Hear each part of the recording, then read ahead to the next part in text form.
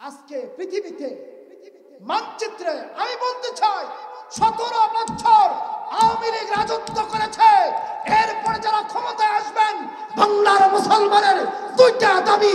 এক নম্বর হলো আমরা চাই বাংলাদেশ থেকে কাদিয়ানীদেরকে অমুসলিম ঘোষণা করতে হবে। যারা আমার নবীকে নবী মানে না, ওদেরকে অমুসলিম ঘোষণা করতে হবে। কথা বলেন ঠিক না বেঠি? দুই নাম্বার দাবি হলো যারা ক্ষমতায় আসবেন, আল্লাহ এবং রসুলের বিরুদ্ধে যদি কোনো নাস্তিক, কোনো ব্লকার, কোনো মুদ্রা, যদি কোনো বেঈমান কথা বলে, কোনো মামলা হবে না, হামলা হবে না, ডাইরেক্ট বাইতুল মুকাররমের সামনে ওপেনে ফাঁসি দিতে হবে। কথা বলেন ঠিক না বেঠি? এই দুই দাবি নিয়ে যদি ক্ষমতায় আসতে পারো আইসো, তা না পারলে তোমাদের অবস্থা ভালো হবে না। রাগ করতেছেন? তা না হলে আমরা মোল্লারাই চালাম। তা কি কোন? ঠিক আছে, ভোট দিয়েন ঠিক। এই পৃথিবীর সর্বপ্রথম পুরুষ আব্বাজান আদম কে? কষ্ট হইতেছে? আব্বাজান আদম আল্লাহ তৈরি করে জান্নাতে রাখলেন। কই রাখলেন? জান্নাতে।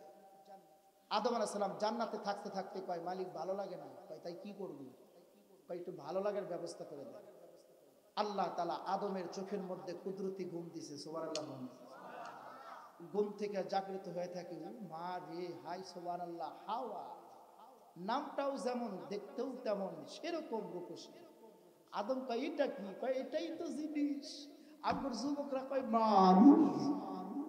ঠিক কিনা? এই যুবকদের মনের কথা বলছে। ওরা রাস্তা দিয়ে মাইয়া গেলে কিন্তু কয় না যেটা মেয়ে যেতেছে, মহিলা যেতেছে, কয় মাল গেল। আই ঠিক না বেঠি? মেয়েদের ব্যাপারে এরকম কোন ভাষা প্রয়োগ করবো না। আজকে তুমি একজনের মেয়েকে মাল বলছো, একদিন তোমার মেয়েকে মানুষে মাল বলবে। ঠিক না বেঠি? সমজয় ভাষা বলছো। আদম আলাইহিস সালাম ডাক দেখো, আল্লাহ এটা কি? কয় এটা তোমার জন্য ভালো লাগার ঔষধ। কয়টা দড়ি। কয় সাবধান। কেন? এ ধরতে গেলে আর বিধান আছে কি? কয় আমার বন্ধু আখিরি জামানার নবীর উপর 11 বার দরুদ পড়ো, এই হাওয়াকে তোমার জন্য হালাল করে দেব। সুবহানাল্লাহ। বাজ্জা কইন সব বলে সেটা মনে হয় মুখ থুয়ে আইছে। কথা কওয়া লাগবে। আমি কিন্তু ওই চোখের মধ্যে বন্ধ করে কানের মধ্যে নখ দিয়ে বক্তা আমি না। হ্যাঁ, ঘুমাবেতে বক্সিং মানে কথা বলতে হবে। আমি বলছি মালিক যদি চায় ওয়াজ হবে, কিন্তু কথা বলতে হবে। চুপ করে বসে থাকতে হবে। সম্মানিত সুধী, এখন জান্নাতের মধ্যে একটা উকিল আছে, তার নাম হলো শয়তান।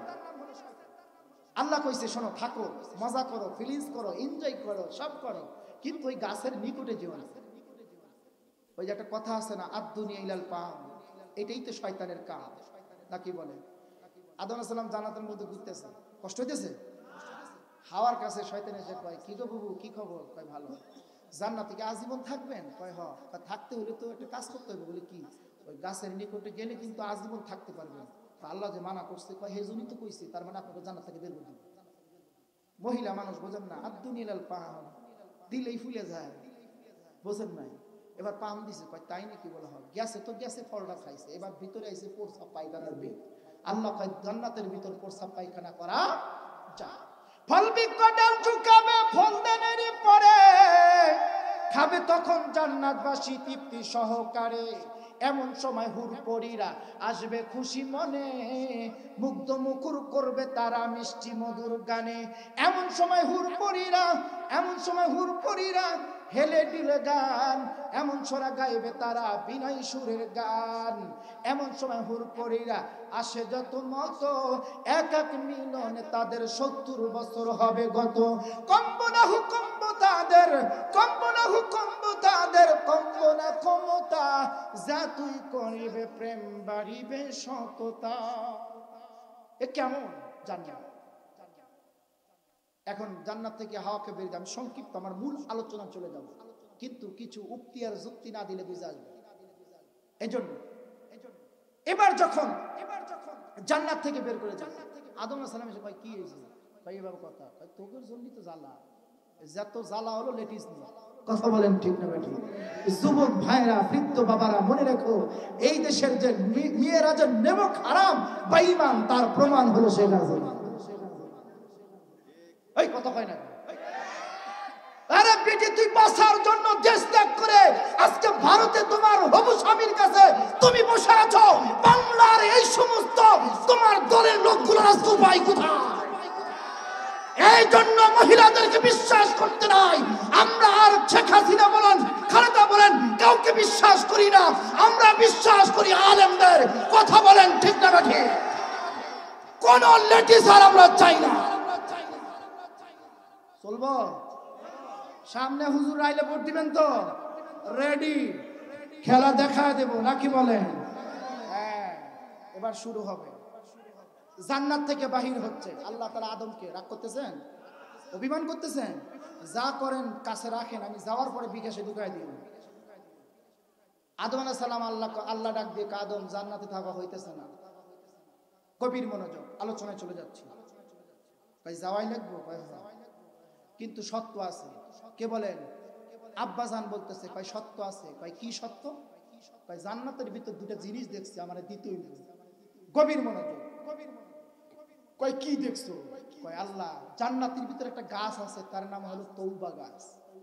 ওই গাছের একটা ডাল আমাকে লাঠি হিসেবে দিতে হবে। কয় দিতে হবে? কয় হ্যাঁ। ওই লাঠি আস্তে আস্তে আস্তে আস্তে হযরতে মুসা কালিমুল্লাহ পর্যন্ত চলে আসছে।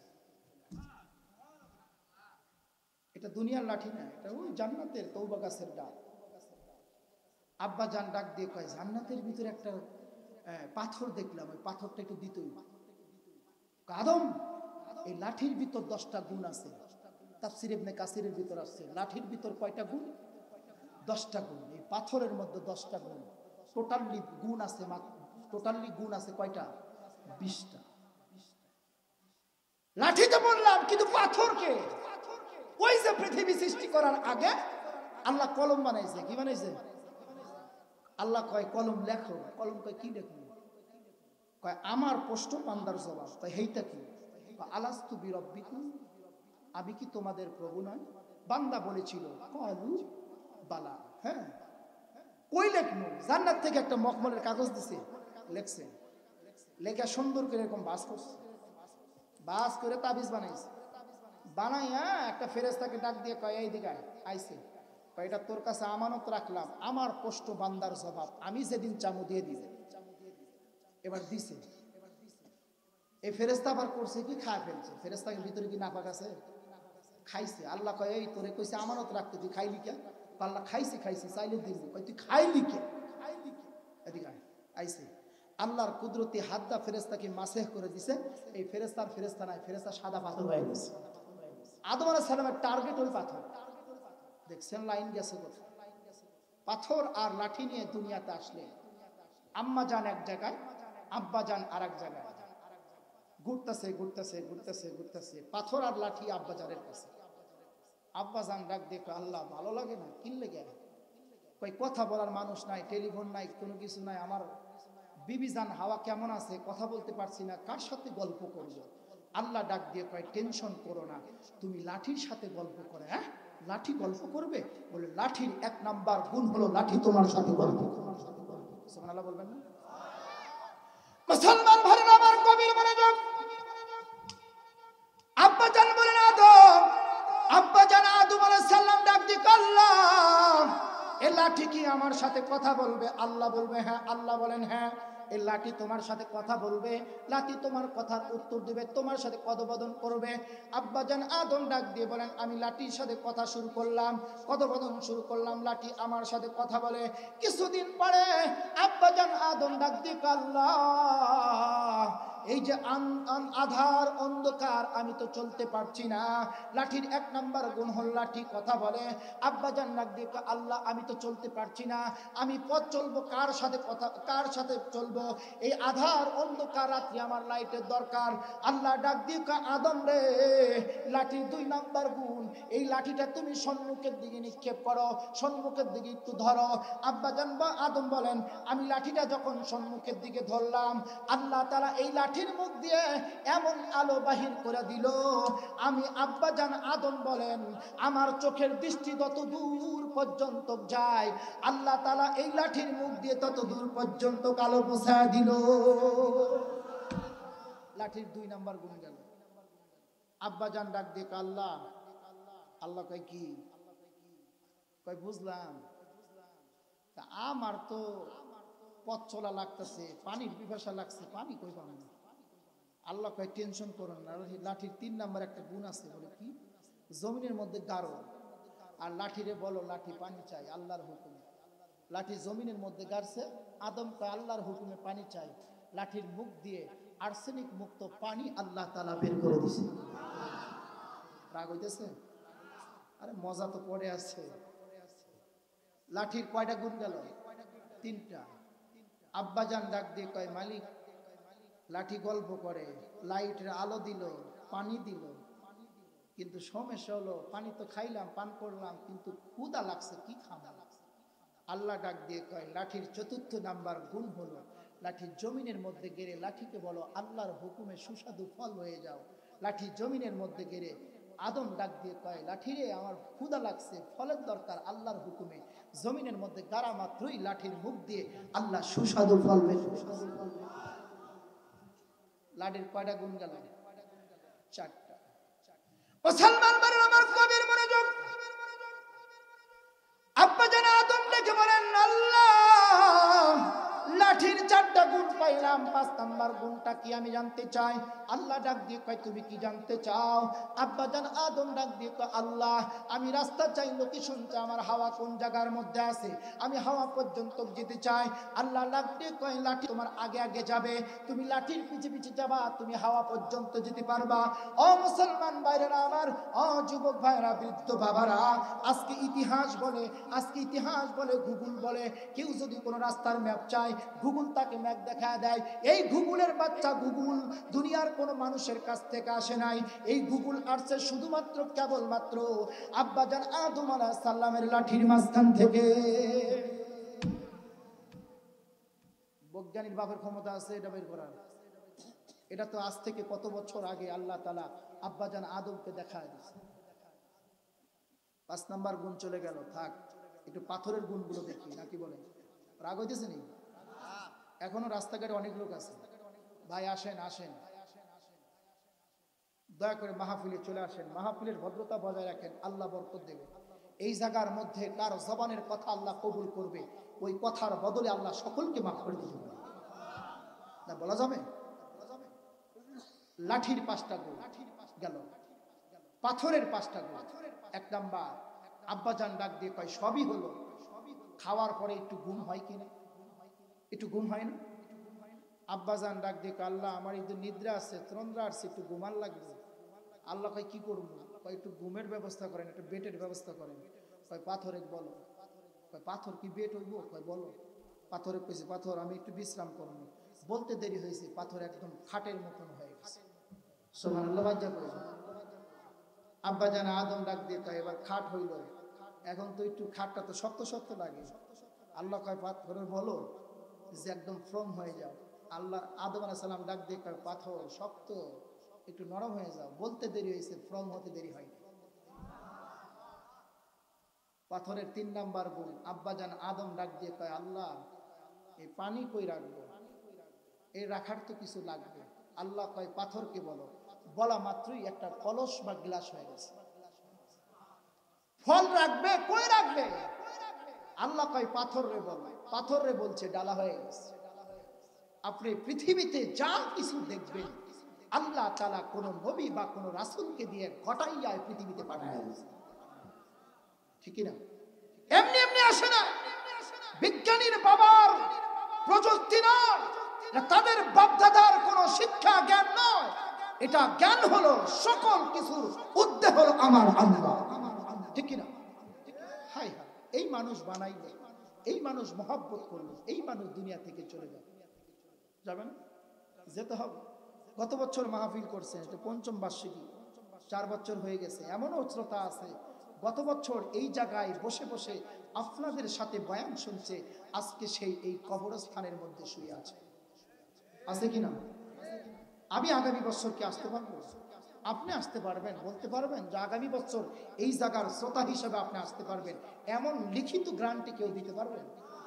হাই হাই, দুনিয়া ছেড়ে সকলেরই চলে যেতে হবে, নাকি বলেন?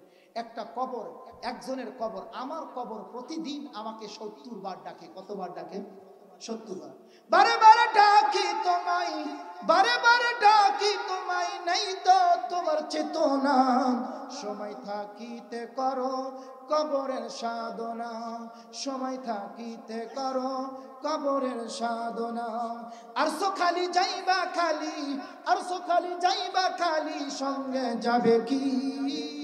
সঙ্গে যাবে দুটি নাম, আল্লাহ আর নবী।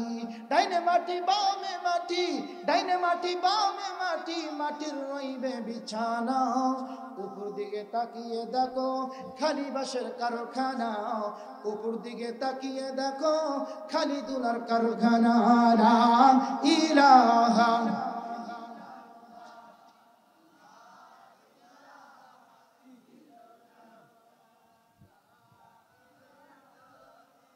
একসাথে লা ইলাহা,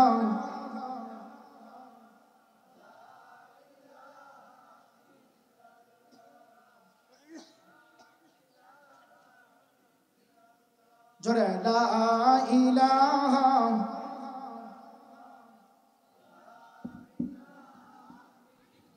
লা ইলাহা ইল্লাল্লাহু, লা ইলাহা ইল্লাল্লাহু, লা ইলাহা ইল্লাল্লাহ, লা ইলাহা।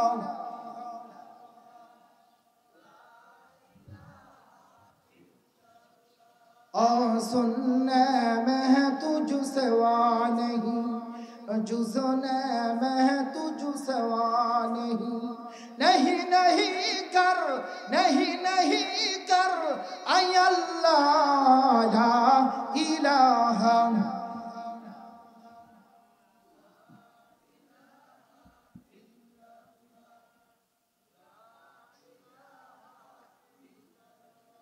একসাথে লা ইলাহা, ও লা ইলাহা, আল্লাহু আল্লাহ জিকির করো, আল্লাহু আল্লাহ জিকির করো, আল্লাহ নামের মালা পড়ো, লা ইলাহা।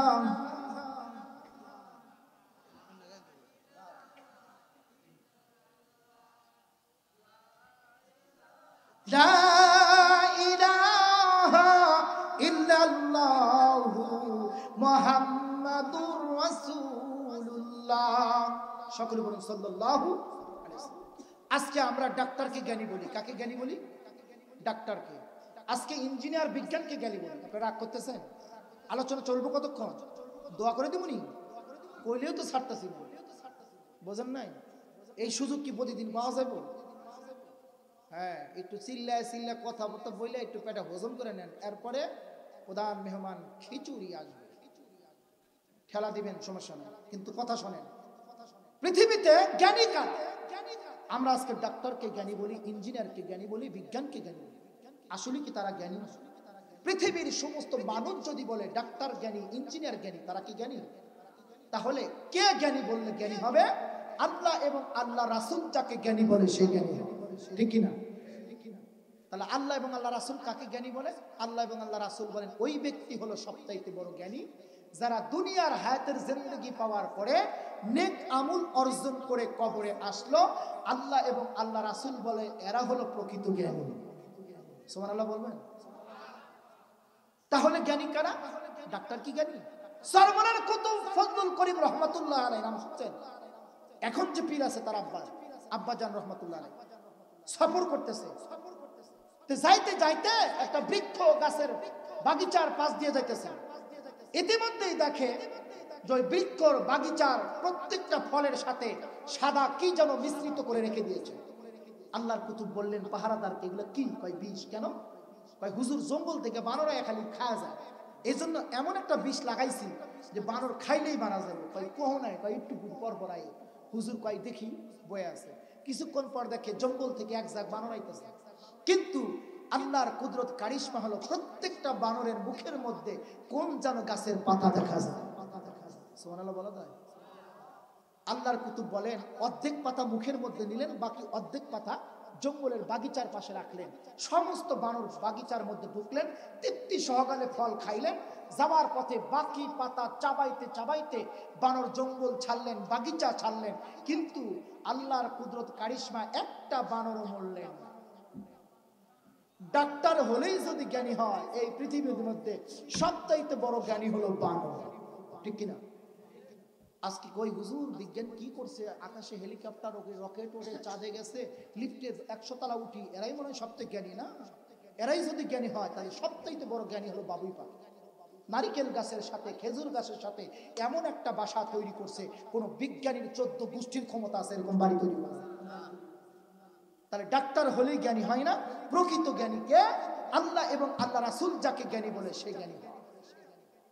জ্ঞানী কে দেখেন, হযরত ইদ্রিস নবীর নাম শুনছেন? ইদ্রিস আলাইহিস সালাতু ওয়াস সালাম, দেখেন কত চালাক, কত চালাক নবী, কত জ্ঞানী নবী। আজরাইল আসছে নবীর সাথে বন্ধুত্ব করার জন্য। কি করার জন্য? বন্ধুত্ব। এ ভাই, আপনাদের যদি বলে আপনারা কি আজরাইলের লোকে বন্ধুত্ব করবেন? ও বলে হুজুর ওর যে দায়িত্ব, 100 গজ দূরে থাকবো, ওর লোকে কোনো বন্ধুত্ব নাই। আজরাইল এসে কয় নবী আপনার লোকে একটু দোস্তই করবেন। কারণ ইদ্রিস আলাইহিস সালাতু ওয়াস সালাম ডাক দিয়ে আমি জাত তার লোকে বন্ধুত্ব করি না। সুবহানাল্লাহ। কয় তোমার যে জিম্মাদারি, তোমার যে দায়িত্ব, তোমার লোকে বন্ধুত্ব করে আমি বিপদে পড়বো। কয় না, কোনো সমস্যা নাই। খুব রিকোয়েস্ট, করুণা, আপনার সাথে বন্ধুত্ব করতে চায়। কয় আমি জাত তার লোকে বন্ধুত্ব করি না। কয় আল্লাহরে কইছি একটু বন্ধুত্ব করব। কয় বন্ধুত্ব করবি কিন্তু সত্য আছে। সুবহানাল্লাহ। কয় কি সত্য? কয় 1 নাম্বার তোর কাজ কি? কয় মানুষের রূহ নেওয়া। কয় তাইলে তোর একটা কাজ করতে হইব, আমার সাথে বন্ধুত্ব করতে। এই যুবক ভাইরা ডিস্টার্ব হয়, এই বলতেছি কি বন্ধুত্ব করব, কিন্তু একটা শর্ত আছে। কি? তোর কাজ কি? কয় মানুষের রূহ নেওয়া। তাহলে একটা কাজ করবি, আমার রূহ নিবি আবার জিন্দা করবি। সুবহানাল্লাহ। কয় এটা কোনো কথা হইলো? কয় তাহলে বন্ধুত্ব করবো না জায়গা। আজরাইল কে আল্লাহ কি করবো? কয় বন্ধুত্ব করলে তো সত্য মানাই লাগবে। মা আজরাইল রূহ নিচে আবার বের করে আবার ভিতরে ঢুকায় দিছে। নবী কয় হন, কয় তাহলে এখন বন্ধুত্ব করি। কয় দেরি আছে, আরো সত্য আছে। বলে কি? আর একটা সত্য হলো আমাকে একটু জাহান্নামে ঢুকাবি আবার বের করবি। এটা কোনো কথা হইলো? কয় তাহলে বন্ধুত্ব করতাম না। কয় আসছে, জাহান্নামে ঢুকাইছে আবার বের করছে। এবার ডাক দিয়ে কয় শোন আর একটা কাজ করবি। বলে কি? তাইলে বন্ধুত্ব করবো। কি? কয় জান্নাতে ঢুকাইবার বের করবি। ইদ্রিস নবীকে আজরাইল জান্নাতের মধ্যে ঢুকাইছে। আজরাইল কয় বাই বাই টাটা। কয় কেন? কয় চলবে না, তোর সাথে আমার হিসাব হলো। কি হিসাব? মানুষের জীবনে মৃত্যু কয়বার হবে? বলে একবার। মৃত্যুর পরে মানুষ জীবিত কয়বার হবে? বলে একবার। মানুষ জাহান্নামে কয়বার যাবে? বলে একবার। বলে আমি জীবনে মৃত্যুবরণ করেছি? বলে হ্যাঁ। আমি জীবিত হয়েছি? বলে হ্যাঁ। আমি জাহান্নামে গিয়েছি? বলে হ্যাঁ। জান্নাত জাহান্নাম থেকে আসার পরে মানুষ জান্নাতে কয়বার যাবে? বলে একবার। বলে আমি আইসি আর যাইতেছি। কই এটা কত হইলো? এটাই সিস্টেম।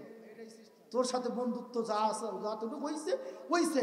ইদ্রিস নবী আজও পর্যন্ত আল্লাহর জান্নাতের মধ্যে আছে। চালাক হলে, যদি তোমরা চালাক হতে চাও, জ্ঞানী হতে চাও, এমন জ্ঞানী হও। ভাই এখানেই কথা শেষ নয়, আসল কথা হলো ইদ্রিস নবী বলেন আমার শখের মৃত্যু, আমার আদরের মৃত্যুর যন্ত্রণা এত হয়েছিল যে তাজা বকরির ঘাড় থেকে চামড়া ছিঁড়লে যেরকম কষ্ট হয় এর চেয়ে হাজার হাজার গুণ কষ্ট আমি ইদ্রিস নবীর শখের পৃথিবী ছেড়ে চলে যেতে হবে। আমার নবী সব সময় উম্মতের জন্য ফিকির করতেছে। আম্মা জান আয়েশার হুজরাখানার আসার কথাই না। নবী আলাইহিস সালাতু ওয়াস সালাম ঈশার নামাজ পড়ে আম্মা জান আয়েশার হুজরাখানায় এসে সালাম দিয়েছেন, আসসালামু আলাইকুম ইয়া আহলাল বাইত। ভিতর থেকে আম্মা জান আওয়াজ দিয়েছেন, জবাব দিয়ে দেখে হুজরাখানার গেটটা খুলে দেখে মনে হয় গোটা পূর্ণিমার যাত্রা আম্মা জান আয়েশার হুজরাখানার সম্মুখে উদিত হচ্ছে। আম্মা জান ডাক দিয়ে কয়, নবী গো আজকে তো আমার বাসা আসার কথাই না, এসেছি। রসুল ভিতরে প্রবেশ করলেন। আম্মা জানকে ডাক দিয়ে গভীর মনোযোগ, মা বোনেরা, আমার বৃদ্ধ বাবারা, নবীজির করুণ কাহিনী শোনার পরে এক ফোঁটা চোখের পানি যদি ছাড়তে পারেন, খোদার কসম খেয়ে বলছি হতে পারে এই এক ফোঁটা চোখের পানি কাল কঠিন হাসরের ময়দানে নবী পর্যন্ত পৌঁছায় দিতে পারে। কেন? আপনি তো আর আয় বাসুর জন্য আর পরিমণির জন্য কাঁদতেছেন না, আপনি কাঁদতেছেন কার জন্য? নবীর জন্য। কার জন্য? হাই হাই, যে নবী হাসরের ময়দানে উম্মত ছাড়া বুঝি না। আলোচনা আসবে পার্ট বাই পার্ট ইনশাআল্লাহ। আম্মা জান আয়েশাকে ডাক দিয়ে কয়, আয়েশা তোমার ঘরে কি মাদুলি আছে? আমগো সিরাজগঞ্জের ভাষায় বলে সব বা পাটি নাকি বলেন। আম্মা জান আয়েশা ডাক দিয়ে কয়, রাসূল খেজুর পাতার একটা মাদুলি আছে পুরো, কয় তোমার ঘরের মাইজার ভিতর বিছায়া দিছে। নবী আমার ডাক দিয়ে কয়, আয়েশা এই মাদুলির উপর তুমি বসো, বসো। আম্মা জান আয়েশা বসে না। আল্লাহর পয়গম্বর ডাক দিয়ে কয়, আয়েশা বসো না কেন? আম্মা জান ডাক দিয়ে কয়, যে জায়গায় রহমতের নবী, আমার প্রাণের স্বামী, আমার রসুল, আমার পয়গম্বর বসে না, সেই জায়গায় আমি আয়েশা কেমনে বসি? আমগর বিবি আর মা আয়েশা এই সব্যনেশাগুলো যদি রাতে কই, ও মা যদি বলে যায় রাতে, যদি বলি যে মাহফিল থেকে আসতেছি রাত হবো, হ্যাঁ একবার দুইবার 3 দিন 4 দিন, তারপরেই মনে করেন যে ফরফরটি বোঝেন নাই। কিন্তু সব বিবি এক না। এই পৃথিবীতে একটা জাত আছে, তার নাম হলো মা। মা কখনই সন্তানের উপর নিরাশ হয়। যত রাত হোক না কেন বিবিকে ডাকবেন, যদিও জাগনা না পায়, কিন্তু প্রথম ডাকি মা জাগনা কয়, বাবা তুমি আইছো। কথা বলেন ঠিক না? বিবির জাত খারাপ হতে পারে, মার জাত কোনোদিন খারাপ হয় না, ঠিক না? ও মা, তোমরা আয়েশার জীবনী দেখো, আয়েশার জীবনী। আম্মা জান ডাক দিয়ে কয়, নবী বসবে না, আমি কেমনে বলবো? ওগো নবী আপনি বল। নবী আমার ডাক দিয়ে কয়, আয়েশা বসো, আমি অনুমতি দিয়েছি, পারমিশন দিয়েছি, এজাজত দিয়েছি। আম্মা জান আয়েশা মাদুলির এক পাশার মাথার মধ্যে ভয় নিয়ে বসলেন। আল্লাহর পয়গম্বর আর এক মাথার মধ্যে বসে কয়, আয়েশা একটা কথা বলতে চাই, রাখবানি? আয়েশা ডাক দিয়ে কয়, নবী কি বলবেন বলেন। আল্লাহর পয়গম্বর ডাক দিয়ে কয়, আমি একটু তোমার উরুর উপর মাথা রেখে বিশ্রাম করব। এখন বিবির উরুর উপর মাথা রেখে বিশ্রাম করা কি সুন্নাত? কি কি সুন্নাত? যুবকরা যদি কয়, হুজুর আমরা পার্কে যাই গার্লফ্রেন্ড নিয়ে মাথা রেখে চাপার দাঁত করে আনবো, পরার বিটি নিয়ে আসা সুন্নাত না, নিজের বউ নিয়ে মাথার উপর উরুর উপর মাথা রেখে সুন্নাত। রাগ করতেছেন নি? হাই হাই, গভীর মনোযোগ, আমি আলোচনায় চলে যাচ্ছি। মাথা রাখছে। আম্মা জান আয়েশা ডাক দিয়ে কয়, নবী এটা আমার জন্য সৌভাগ্য, রহমতের নবীর মাথা মোবারক আমার উরুর উপর রাখবে। ও বাবারা, ও মায়েরা, এরকম করবা, একটু বসে বাদাম খাবা, গল্প করবা, হাসি দিবা, এগুলো সুন্নাত। সুবহানাল্লাহ বলেন। ও সালমান ভাই আমার গভীর মনোযোগ, আল্লাহর পয়গম্বর ডেকে বলেন, আয়েশা আমি তোমার উপরে একটু মাথা রেখে বিশ্রাম করতে চাই। আম্মা জান আয়েশা ডাক দিয়ে কয়, ইয়া রাসূলুল্লাহ, ইয়া হাবিবাল্লাহ, ওগো আল্লাহর পয়গম্বর, এটা আমি আয়েশার জন্য সৌভাগ্য।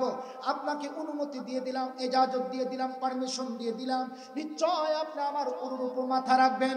আল্লাহর পয়গম্বর উরুর উপর মাথা রেখে বিশ্রাম করতেছেন। বিশ্রাম করতে করতে আল্লাহর পয়গম্বর কিছুক্ষণ পরে ডাক দিয়ে কয়, আয়েশা তোমার কাছে একটা প্রশ্ন করতে চাই, আমার প্রশ্নের সঠিক জবাব দিবে কিনা?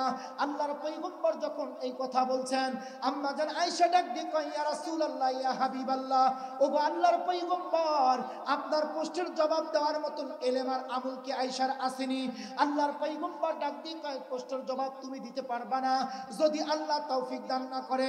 ও আয়েশা, নিশ্চয় নিশ্চয় ইনশাআল্লাহ আমার আল্লাহ তোমাকে প্রশ্নের জবাব দেওয়ার তৌফিক দিবে।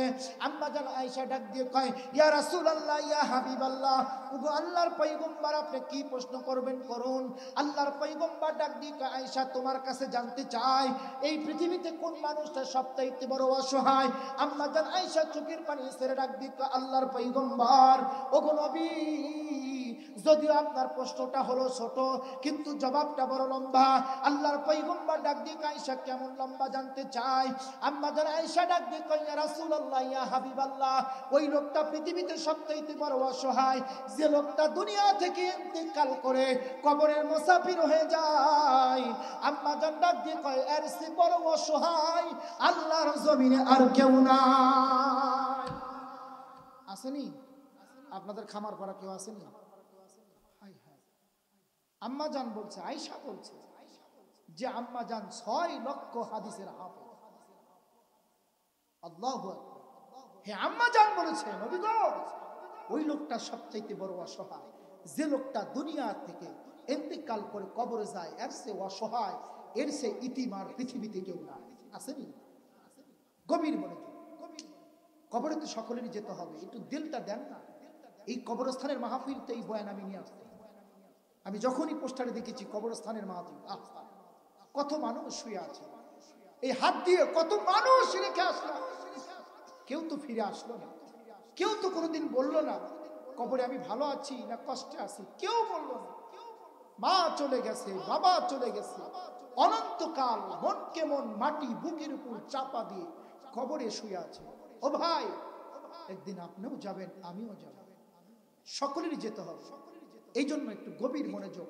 হতে পারে এই মাহফিলের কারণে যদি একজন লোক পরিবর্তন হয়, একজন লোক যদি জীবনকে সুন্দর করতে পারেন, একজন বৃদ্ধ বাবা, যুবক ভাই, একজন মা যদি পরিবর্তন হয়ে যায়, আজকের মাহফিল সার্থক হয়ে যাবে। কষ্ট হইতেছে? আম্মা জান আয়েশা বললেন, নবী ওই লোকটা তো অসহায়। আল্লাহর পয়গম্বর ডাক দিয়ে কয়, আয়েশা অসহায় কেমনে ওই লোক? আম্মা জান ডাক দিয়ে কয়, নবী তো লম্বা কাহিনী, রাসূলকে আমি লম্বাই শুনতে চাই, আপনারা শুনবেন না? মুসলমান বারের আমার গভীর মনোযোগ। আল্লাহর পয়গম্বর ডেকে বলে, ও আয়েশা, এই লোকটা কেমনে অসহায় হয় তোমার কাছে আমি জানতে চাই। আম্মা জান আয়েশা ডাক দিয়ে কয়, ইয়া রাসূলুল্লাহ, ইয়া হাবিবাল্লাহ, ওগো আল্লাহর পয়গম্বর, পৃথিবীতে একজন ছেলে একজন মেয়ে সবচাইতে বেশি ভালোবাসে তার মা এবং বাবাকে, কিন্তু এই মা বাবা যদি দুনিয়ার বুক থেকে চলে গেল, ইন্তেকাল করলো, এই ছেলে মেয়েগুলো আর মাকে মা বলে না, বাবাকে আর বাবা বলে না। এই ছেলে মেয়েগুলো আমরা বলি এটা আমার বাবার লাশ, এটা আমার মার লাশ বলি, আর আমরা বাবা বলি না, আব্বা বলি না, মা বলি না। আম্মা জান আয়েশা বলেন, ইয়া রাসূলুল্লাহ, ইয়া হাবিবাল্লাহ, ওগো আল্লাহর পয়গম্বর, শুধু তাই নয়, এই মা বাবা যদি দুনিয়ার বুক থেকে চলে গেল, দামি খাটের মধ্যে, বক্স খাটের মধ্যে শোয়া ছিলেন, এই মা বাবাকে আর খাটের উপর কেউ রাখে না, ঘরের একটা পুরো পাটি একটা মাদুলি বিছাইয়া এই মা এবং বাবাকে খাট থেকে নামাইয়া, গভীর মনোযোগ বন্ধু, খামার পাড়া যুবকরা, গাজীপুরের যুবক যুবতীরা, ও আমার বৃদ্ধ বাবারা গভীর মনোযোগ, ও আমার পর্দার আড়ালের মা বোনেরা একটু গভীর মনোযোগ দিয়ে চিন্তা করে দেখেন, চক্ষুটা বন্ধ করে দেখেন, আমারও কিন্তু এই হাল হবে। এবার খাট থেকে নামাইয়া ঘরের পুরনো একটা পাটির উপর বিছায়া দিবে। এই যে আম্মা জান আয়েশা বলেন, ইয়া রাসূলুল্লাহ, ইয়া হাবিবাল্লাহ, এই ছেলে মেয়েগুলো এত নিষ্ঠুর, এমনকি মাথার নিচ থেকে বালিশ পর্যন্ত নিয়ে নেবে। আল্লাহর পয়গম্বর বলেন, আয়েশা তারপরে কি? আম্মা জান আয়েশা ডাক দিয়ে কয়, ইয়া রাসূলুল্লাহ, ইয়া হাবিবাল্লাহ, ওগো আল্লাহর পয়গম্বর, শুধু তাই নয়, এবার মাথার নিচ থেকে বালিশগুলো নিয়ে নেবে, দামি কম্বলগুলো উপর থেকে নিয়ে নেবে, ঘরের পুরনো একটা চাদর গায়ের উপর বিছায়া দেবে। একদল মানুষ যাবে বাজারে বাঁশ কাটার জন্য, একদল মানুষ যাবে কবরস্থানে কবর খোঁড়ার জন্য, একদল মানুষ যাবে জীবনের শেষ গোসল করার জন্য, একদল মানুষ যাবে জীবনের শেষ কসমেটিক মার্কেটিং করার জন্য। আল্লাহর পয়গম্বর বলেন, আয়েশা তারপরে কি হবে? আম্মা জান আয়েশা ডাক দিয়ে কয়, ইয়া রাসূলুল্লাহ, ইয়া হাবিবাল্লাহ, ওগো আল্লাহর পয়গম্বর, তারপর এই লোকটাকে সুন্দর করে নিয়ে আসবে। এবার শরীরের মধ্যে জামাগুলো খুলবে, কিন্তু খুলতে না পারলে ব্লেড দিয়ে বা কেচি দিয়ে কাটবে। কাটার পরে এই লোকটাকে বা এই মাকে বা এই বাবাকে কালো মুসুরির মধ্যে লইয়া সুন্দর করে গোসল করায়া দেবে, কস্তা কষা জীবনের শেষ গোসলটা করায়া দেবে। ও বৃদ্ধ বাবারা, জীবনের শেষ গোসলটা কিন্তু করায়া দিবে। এই পৃথিবীতে যখন আসছিলাম, এই পৃথিবীতে যখন এসেছিলাম ভবে, হেসেছিল সবে, কেঁদেছিলাম আমি, এমন জীবন করিব গঠন, মরিয়াও হাসিব আমি, কাঁদিবে ভুবন। মুসলমান বারের আমার ইতিমধ্যে আম্মা জান আয়েশা ডাক দিয়ে কয়, ইয়া রাসূলুল্লাহ, ইয়া হাবিবাল্লাহ, ওগো আল্লাহর পয়গম্বর, তারপরে এই লোকটাকে গোসল করায়া দেবে। ও আমার মায়েরা, এবার গোসল কমপ্লিট যখন হয়ে যাবে, পুরুষের জন্য 3 টুকরা কাপড়, নারীদের জন্য 5 টুকরা কাপড় চকলেটের মতন মোড়াইবে। এবার দুই মাথাগুলো সুন্দর করে চকলেটের মতন মোড়াইয়া এবার মসজিদের পালকির মধ্যে রেখে দেবে। এমন পালকি চারটি পাও আছে এবং চারটা কাঁধে নেওয়ার জন্য একটা বহন আছে, এমন সিস্টেম করা। ও মা, কিসের বরাক্কি দেখাও, রূপের বরাক্কি দেখাও, চেহারার ভাব দেখাও, যৌবনের ভাব দেখাও, কিসের ভয় দেখাও, কিসের ভাব দেখাও, একটু খেয়াল করে শোনো, একটু দিল কানে শোনো। যে তুমি স্বামীর বাড়ি লাল শাড়ি পরে দামি গাড়িতে ঢুকেছিলা, একদিন সাদা 5 টুকরা কাপড় পরে মসজিদের পালকির মধ্যে তোমার শেষ সফরটা হয়ে যাবে। এবার যখন চকলেট বানানো লাশটা নিয়ে যাবে এলাকার চটিয়াল ময়দানের মধ্যে, এবার হাজার হাজার মানুষ তোমার জানাজার জন্য অপেক্ষা করে। এবার জানাজা কমপ্লিট হয়ে যাবে, 4 জন মানুষ খাটটা তোমার কাঁধের উপর লইয়া হাঁটি হাঁটি পা পা পরে এই এলাকার এই খামার পাড়া কবরস্থানের দিকে চলে যাবে। এবার কবরস্থানে যাওয়ার পরে 3 জন ব্যক্তি কবরের মধ্যে নামবে। এবার 3 জন ব্যক্তি চকলেট বানানো লাশটা হাতের মধ্যে নেবে, এবার কবরের মধ্যে রাখবে। ওই জায়গায় কিন্তু জিয়ার নাম কইব না, ওই জায়গায় কিন্তু বঙ্গবন্ধু কইব না, ওই জায়গায় বলবে কি বিসমিল্লাহি ওয়া আলা মিল্লাতি রাসূল। রাগ হইতেছে যে হুজুর আবার এই নাম নিয়েছিলেন কে? আনবো না কে? তোমগর মুহের জবানি তো এটা হয়ে গেছে। হ্যাঁ, এইসব ফাইজলাম কি ধান্দাবাজি সব বাদ দাও, সবকিছু বাদ দিয়ে আল্লাহর পথে আসো। ঠিক না বেঠিক? বাস্তব প্রেক্ষাপট না উঠাইলে ওয়াজ বুঝে আসবে না। রাগ করলে করেন গা, না করলে না করেন, সেটা আপনার ব্যাপার। আমার কথা আমি বলেই যাব। এবার আল্লাহর পয়গম্বর এবার 2 চোখের পানি ঝর্ণার মতন ছেড়ে দিছে, একটু গরম পানি আল্লাহর পয়গম্বর ঝর্ণার মতন ছেড়ে দিছে। আম্মাজান আয়েশাও কান্দিতেছে, আম্মাজান আয়েশার চোখের গরম পানি আল্লাহর পয়গম্বরের গাল মোবারকের পড়ছে। আল্লাহর পয়গম্বর তাকায় দেখে আয়েশার চোখের মধ্যে পানি। আল্লাহর পয়গম্বর ডাক দিয়ে কয়, আয়েশা তোমার চোখের মধ্যে পানি কেন? আল্লাহর পয়গম্বরকে আমার প্রাণ প্রিয় আমার আম্মাজান আয়েশা ডাক দিয়ে কয়, নবী আপনার চোখের মধ্যে পানি কেন? আপনার কি আপনার মার কথা মনে পড়েছে? আপনার কি আপনার বাবার কথা মনে পড়েছে? আপনার কি আপনার দাদা চাচার কথা মনে পড়েছে? আল্লাহর পয়গম্বর ডাক দিয়ে কয়, না না না, তাহলে কান্না করেন কেন? আয়েশা তুমি যখন বলতেছিলা আমার উম্মতের কথা আমার অন্তরের মধ্যে ধাক্কা লাগছে, জানি না আমার ইতিম উম্মত গুলো কেমনে কবরে থাকবে। আয়েশা তারপরে কি হবে রে বলো? আম্মা জান আয়েশা ডাক দিয়ে কয়, নবী গো, ওগো আল্লাহর পয়গম্বর, তারপরে এই লোকটাকে কবরের মধ্যে রাখবে আর সুন্দর করে পড়বে বিসমিল্লাহি ওয়া আলা মিল্লাতি রাসূলিল্লাহ, বিসমিল্লাহি ওয়া আলা মিল্লাতি রাসূলিল্লাহ।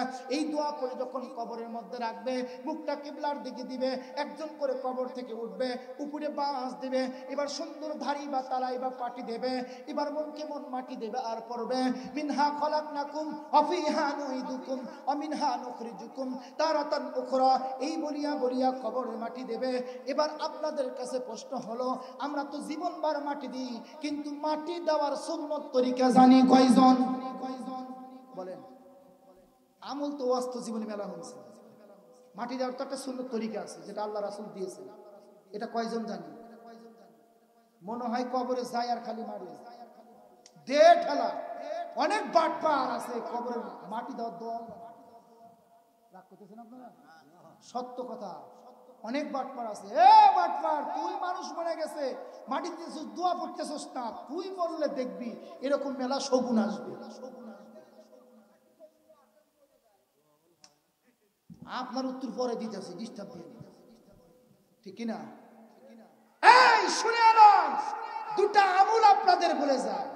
1 নাম্বার আমল, যদি কোনো মুসলমান নর এবং নারী যদি পৃথিবী থেকে চলে যায়, নর এবং নারী পুরুষ বা মহিলা মারা যায়, যদি কানে আওয়াজ আসে একটা আমল করবেন, আউযুবিল্লাহ বলে বিসমিল্লাহ বলে একবার সূরা ফাতিহা, 3 বার কুল হু সূরা, একবার আস্তাগফার দরুদ শরীফ পড়বেন আর মনে মনে বলবেন, এই মুর্দার জন্য আমি বকশিশ করে দিলাম, দোয়া করে দিলাম, একটা কোরআন খতমের সওয়াব ওই মুর্দার জন্য চলে গেল। তাইলে কি লাভ হবে? আপনি দুনিয়া থেকে চলে যাওয়ার পরে এরকম হাজার হাজার খতম আপনার কবরে যাবে। এই আমলটা করবে ইনশাআল্লাহ, করবো তো ইনশাআল্লাহ। আর সুন্নত তরিকা আমলটা হবে, কবরে মাটি দিয়ে আমরা মিনহা খলাকনাকুম ওয়া ফিহা নুইদুকুম ওয়া মিনহা নুখরিজুকুম তারাতান উখরা। মাটি দেওয়ার সুন্নাত তরিকা হলো, প্রথম মুষ্টি মাটিটা নিয়ে পড়বেন মিনহা খলাকনাকুম, এই বলে মুর্দা ব্যক্তির মাথার দিকে দিবেন। কোন দিকে? মাথার দিকে, সুন্নাত। দ্বিতীয় মুষ্টি নিয়ে বলবেন ওয়া ফিহা নুইদুকুম, বুকের উপর। কোথায়? বুকের উপর। তৃতীয় মুষ্টি নেবেন আমিনহা নুখরিজুকুম তারাতান নুখরা। তৃতীয় মিষ্টি নিয়ে আপনার পায়ের দিকে দিবেন। এই 3 কিসিমে মাটি দেওয়া হলো সুন্নাত। আল্লাহর পয়গম্বর বলেন, কেউ যদি একটা সুন্নতকে জিন্দা রেখে কবরে আসতে পারে, আল্লাহ তাআলা তার আমলনামায় 100 জন গলা কাটার শহীদের সওয়াব লিখে দেবে। একজন করে শহীদ বিনা হিসেবে জান্নাতে যাবে, এরকম 100 জন শহীদের সওয়াব লিখে দেবে তার আমলনামায়। আমল করব তো ইনশাআল্লাহ। কারা কারা করব? দুই হাত তুলে আল্লাহকে দেখা। নারে তাকবীর। বলো না, আরো ভোল্টেজ হবে, আরো ভোল্টেজ হবে। নারে তাকবীর। আল কোরআনের আলো, আল হাদিসের আলো। আল্লাহ তাআলা আমাদের কবুল করুন, আমিন। আম্মা জান আয়েশা বলতেছেন, কাঁদে কে? নবী। কে কাঁদে? 63 বছর হায়াতের জিন্দেগি নবী শুধু উম্মতের জন্য কাঁদে। হাই হাই, কেমন নবী, কেমন রাসূল। নবীজি উম্মতের জন্য কাঁদেন। কার জন্য? উম্মতের জন্য। কষ্ট হইতেছে? নবীজির জীবনী শোনার পরে কষ্ট হইতেছে? হইলে গিয়া প্রতিদিন হবো না, মাঝে মাঝে হবো না, কি কর? হাই, রাসূলের সঙ্গের সাথী, হিজরতের সাথী, কবরের সাথী, জান্নাতের সাথী, তার নাম কি? তার নাম কি? আবু বকর সিদ্দিক। ঠিক না? সঙ্গের সাথী, হিজরতের সাথী, কবরের সাথী, জান্নাতের সাথী, 4টি স্তরের সাথী হলো সিদ্দিকে আকবর হযরতে আবু বকর সিদ্দিক। ঠিক কি না? রাসূলকে 3 দিন মদিনাতে খুঁজে পাওয়া যায় না। কয়দিন? গভীর মনোযোগ, এইদিকে খেয়াল করো। 3 দিন খুঁজে পাওয়া যায় না রাসূলকে। আবু বকর সিদ্দিক এখন স্বাভাবিক আছে না পাগল হয়ে গেছে? মদিনার অলিতে গলিতে ঘুরে আবু বকর রাসূলকে খোঁজে, রাসূল না, রাসূল নাই, রাসূল নাই। ইতিমধ্যেই প্রথমে সাক্ষাৎ হযরত ওমরের সাথে। এখন বলেন, ওমর ঠান্ডা মেজাজের মানুষ না গরম মেজাজের মানুষ? আবু বকর ডাক দিয়ে কয়, ওমর, কয় কি? আজ 3 দিন হলো রাসূলকে পাই না। কি? কয় হ্যাঁ, রাসূল নাই, রাসূলকে পাচ্ছি না। মনে হয় কাফেররা শাহাদাতের পেয়ালা পান করায় দিয়েছে। ওমর কোনো কথা না বলে বাসায় গিয়ে তরবারিটা নিয়ে ডাক দিয়ে কয়, বিবি তরবারি দে। বিবি ডাক দিয়ে কয়, যুদ্ধ শুরু হয় নাই, তরবারি দিয়ে কি করবে? কথা কম বল, রাসূলকে 3 দিন হলো পাই না, রাসূলকে খুঁজবো, রাসূলকে তালাশ করবো। ডাক দিয়ে ওমর মদিনার গলিতে ঘুরে আর ডাক দিয়ে কয়, কাফের, মুশরিক, ইহুদি, নাসারা, খ্রিস্টানরা শুনে রাখ, আমার রাসূলকে 3 দিন হলো পাই না। রাসূলকে যদি না পাই, ওমরও তরবারি থেকে একজন রক্ষা পাবে। এখন কি মদিনার কাফেররা ঠিক আছে? আবু বকর সিদ্দিক বলেন যে কাফের মুশরিকরাও বাহির হইছে রাসূলকে তালাশ করার জন্য। আবু বকর ওমরের হাত ধরে কয়, পাগলামি করিস না, আয় রাসূলকে খুঁজি। গভীর মনোযোগ। রাসূলকে কেন উম্মতের কান্ডারি বলা হয়? কেন বলা হয় যে আজও মদিনার মাটির নিচে শুয়ে ইয়া হাবলি উম্মতি উম্মতি বলে নবী কাঁদে? হাই হাই, আজকে পৃথিবীতে মানচিত্রে আমি বলতে চাই 17 বছর আওয়ামী লীগ রাজত্ব করেছে। এরপরে যারা ক্ষমতায় আসবেন, বাংলার মুসলমানের 2টা দাবি। 1 নম্বর হলো, আমরা চাই বাংলাদেশ থেকে কাদিয়ানীদেরকে অমুসলিম ঘোষণা করতে হবে। যারা আমার নবীকে নবী মানে না, ওদেরকে অমুসলিম ঘোষণা করতে হবে। কথা বলেন ঠিক না বেঠি? 2 নাম্বার দাবি হলো, যারা ক্ষমতায় আসবেন, আল্লাহ এবং রাসূলের বিরুদ্ধে যদি কোনো নাস্তিক, কোনো ব্লকার, কোনো মুদ্দা যদি কোনো বেঈমান কথা বলে, কোনো মামলা হবে না, হামলা হবে না, ডাইরেক্ট বাইতুল মুকাররমের সামনে ওপেনে ফাঁসি দিতে হবে। কথা বলেন ঠিক না বেঠি? এই 2 দাবি নিয়ে যদি ক্ষমতায় আসতে পারো, আইসো। তা না পারলে তোমাদের অবস্থা ভালো হবে না। রাগ করতেছেন? তা না হলে আমরা মোল্লারাই চালাম। তা কি কোন? ঠিক আছে, ভোট দিয়েন ঠিক। সম্মানিত সুধী, ওমর খুঁজতেছে কাকে? রাসূলকে। খুঁজতে খুঁজতে খুঁজতে খুঁজতে সাক্ষাৎ আবু বকর। পাগলামি করিস না, আয় রাসূলকে খুঁজি। রাসূল গেল কোথায় তালাশ করি। আবু বকর সিদ্দিক ওমরের হাতটা ধরছে। ধরে নিয়ে যাচ্ছে। পাহাড়ের পদপাশ দিয়ে যাইতে যাইতে দেখে বহুদূর যাওয়ার পরে জঙ্গলের ভিতর একটা পাহাড়, পাহাড়ের পাশে একজন রাখাল অনেকগুলো উট, অনেকগুলো দুম্বা, অনেকগুলো বকরি রশি ধরে দাঁড়িয়ে দাঁড়িয়ে রাখাল গাল ভেবে পানি দিয়ে কান্না করে। সুবহানাল্লাহ বলেন। আবু বকর সিদ্দিক ডাক দিয়ে কয়, রাখাল আমার নবীরে দেখছো? রাখাল ডাক দিয়ে কয়, কে আপনি? কয়, আমি আবু বকর। উনি কে? কয়, অমর। রাখাল ডাক দিয়ে কয়, আমি নবী চিনি না। রাখাল নবী চিনি না। আসেন এরকম গ্রাম্য মানুষ। রাখাল কয়, আমি নবী চিনি না। অমর কয়, তোর চোখে পানি কেড়ে? তোর কে উট নিছে, দুম্বা নিছে, বকরি নিছে? যদি নিয়ে থাকে আমারে কম, তরবালি হাতে আসার গর্দানটা ফালায় দে।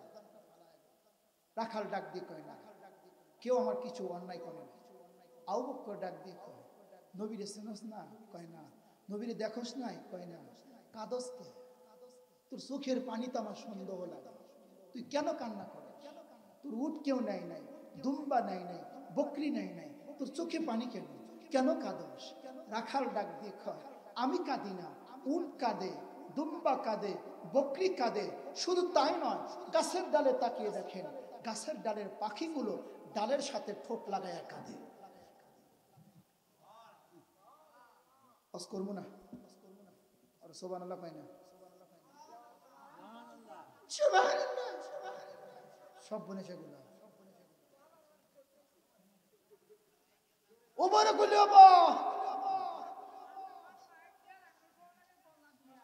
এই এতগুলো মাইক এই ইঞ্জিনে টানতেছে আর আরামে আছে। ইনি আয়া দেখেন গলার কত বারোটা বাজে। ও সম্মান বাড়ির আমার কবির মনোযোগ। আবু বকর সিদ্দিক ডাক দিয়ে কয়, রাখাল তোর চোখের মধ্যে পানি কেন? এই কথা আমি জানতে চাই। তুই নবী জানোস না? তুই কাঁদস, উট কাঁদে, দুম্বা কাঁদে, বকরি কাঁদে, গাছের ডালের পাখিগুলো কাঁদে, ওই কি জন্য কাঁদস? রাখাল ডাক দিয়ে কয়, আমি নবী চিনি না, তবে একটা কথা শোনেন, গভীর মনোযোগ, আমার পদ্মার ভিতর মা বোনেরা গভীর মনোযোগ। এইবার রাখাল ডাক দিয়ে কয়, আবু বকর, ও ভাই অমর, ওই যে একটা বড় পাহাড় দেখেন? বলে হ্যাঁ। ওই পাহাড়ের গর্তের মধ্যে একটা লোক আজ 3 দিন পর্যন্ত সেজদায় পড়ে ইয়া হাবলি উম্মতি, ইয়া হাবলি উম্মতি, ইয়া হাবলি উম্মতি বলে কান্না করে। এমন একজন পয়গম্বর, এমন একজন রাসূল আমার নবী ছাড়া কেউ হতে পারে না, যার জন্য উট, দুম্বা, বকরি, গাছের ডালের পাখিগুলো খানা পিনা বন্ধ করে দিয়েছে। এটা আর কেউ না, কেউ না, এটা আমার রাহমাতুল লিল আলামিন ছাড়া কেউ না। ও রাখাল, কোন পথ দিয়ে যাব? পথটা দেখা দে। রাখাল ডাক দিতে, আবু বকর, ও ভাই ওমর, আমার পিছে পিছে আছেন, আপনাদেরকে পথ দেখা দিই। রাখাল আগে আগে, আবু বকর পিছনে, আমার পিছনে। এবার কত দূর যাওয়ার পরে রাখাল ডাক দিয়ে কয়, ভাই ওই যে পাহাড়ের গর্তের মধ্যে দেখেন, ওই লোকটা সিজদায় পড়ে কান্না করে। আল্লাহর পয়গম্বর সিজদায় পড়ে ইয়া হাবলি উম্মতি উম্মতি বলে যখন কান্না শুরু করেছে, আবু বকর সিদ্দিক বলেন, আমি পাহাড়ের গুহার মধ্যে তাকায় দেখি, মনে হয় গোটা পূর্ণিমার চাঁদটা পাহাড়ের গুহার মধ্যে উদিত হয়েছে। মুসলমান বাড়ির আমার গভীর মনোযোগ। এবার আবু বকর সিদ্দিক দৌড়ায় চলে গেলেন, আমার নবীর কানের মধ্যে মুখ লাগাইলেন, নবীকে ডাকতে পায়, নবী গো, আসসালামু আলাইকুম ইয়া রাসূলুল্লাহ, আসসালামু আলাইকুম ইয়া হাবিবাল্লাহ। ও আল্লাহর পয়গম্বর, আমি আবু বকর সিদ্দিক আসছি, আপনার সঙ্গের সাথী, হিজরতের সাথী, কবরের সাথী, জান্নাতের সাথী।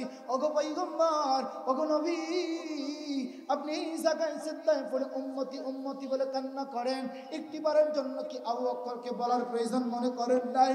ওগো আল্লাহর পয়গম্বর, জমিন থেকে মাথা উঠান। আমার নবী মাথা উঠায় না।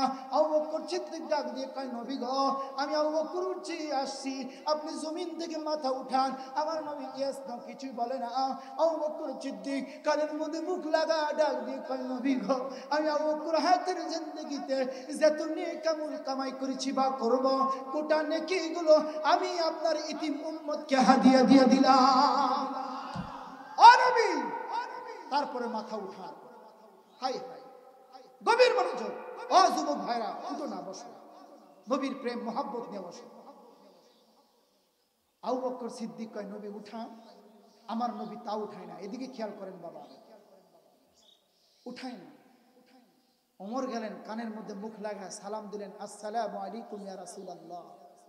আমি ওমর, যে ওমর আবু জেহেলের কথা মতে আপনার কাল্লা কাটতে আসছিল, কিন্তু আপনার কাল্লা না কেটে ওমরের কাল্লা আপনার পায়ের সম্মুখে বিলীন করে দিয়েছে। আমি সেই ওমর। নবী সিজদা থেকে মাথা ওঠা, আমার নবী তারপরেও মাথা উঠায় না। ওমর ডাক দিয়ে কয়, আমি ওমরের হায়াতের জিন্দেগিতে যত নেক আমল কামাই করেছি বা করব, গোটা নেকিগুলো আপনার ইতিম উম্মতকে দিলাম। নবী তারপরে মাথা উঠায় না। আল্লাহর নবী তারপরেও কিছু বলেন।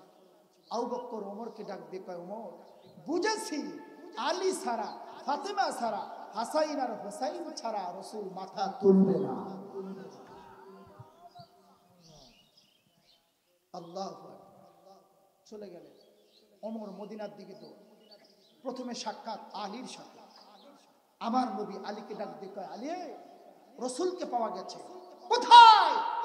পাহাড়ের গুহায় রাসূল সিজদায় পড়ে গেছে। তাই নাকি? কিন্তু রাসূল সিজদা করে না। যা ফাতেমারে হাসাইন হুসাইন রে। আলী দৌড় মারছে। মায়েরা একটু চুপ থেকে শুনবে।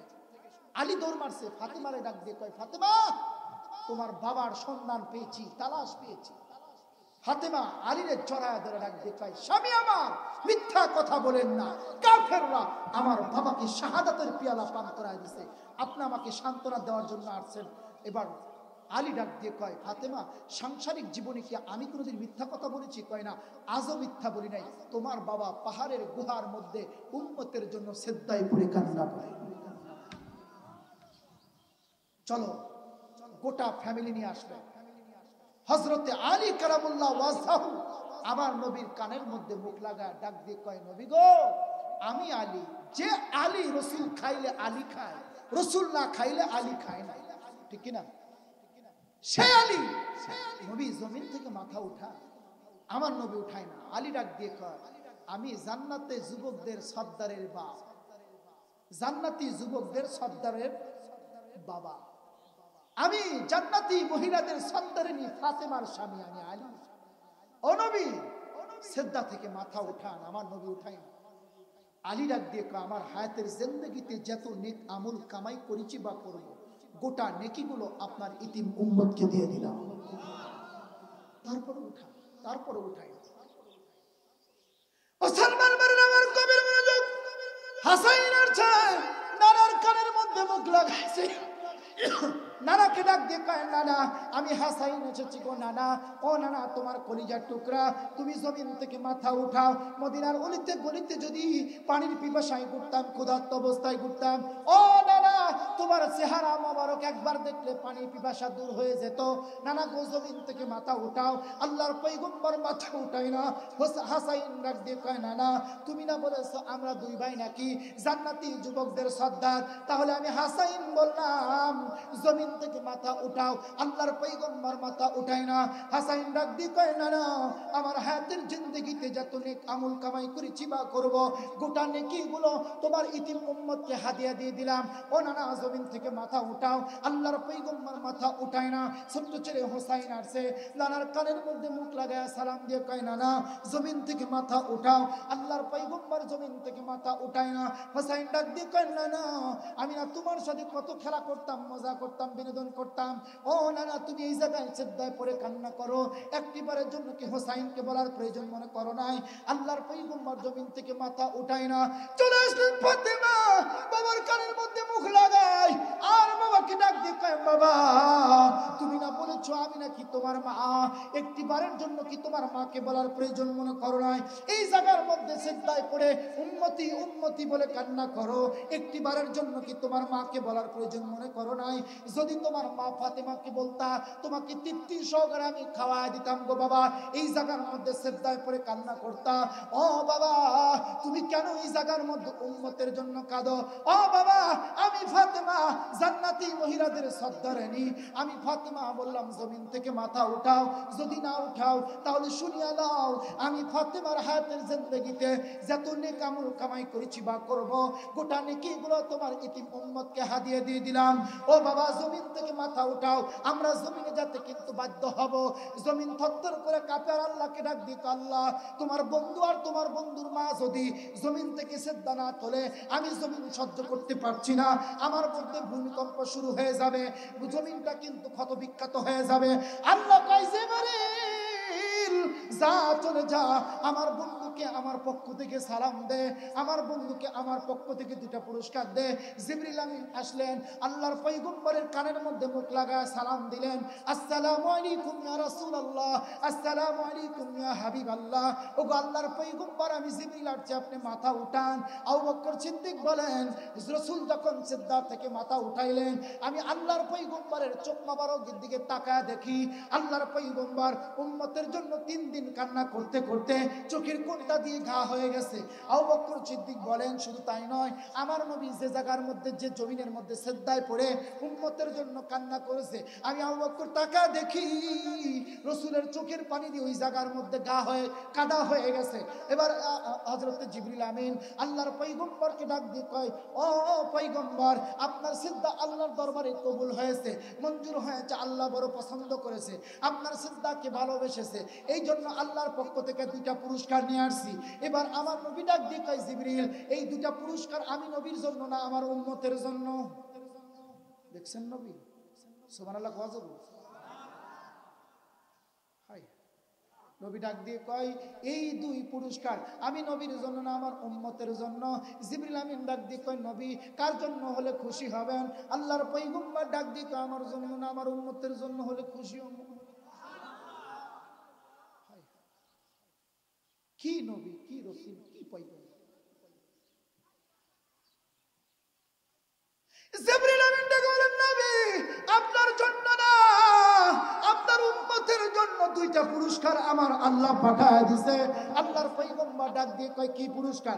1 নাম্বার পুরস্কার হলো কাল কঠিন হাসরের ময়দানে আপনার ইজাজত ছাড়া, আপনার অনুমতি ছাড়া, আপনার পারমিশন ছাড়া আপনার একটা ইতিম উম্মতকে আমার আল্লাহ জাহান্নামে দেবে না।